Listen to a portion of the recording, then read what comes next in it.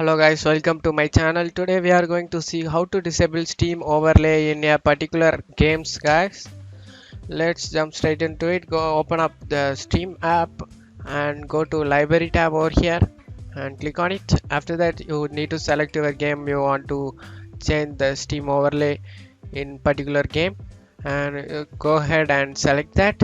Right click it and go to properties, and in general tab here is the option guys, enable the Steam overlay while in game. You just don't want it, you just want to uncheck the box and click close out of here.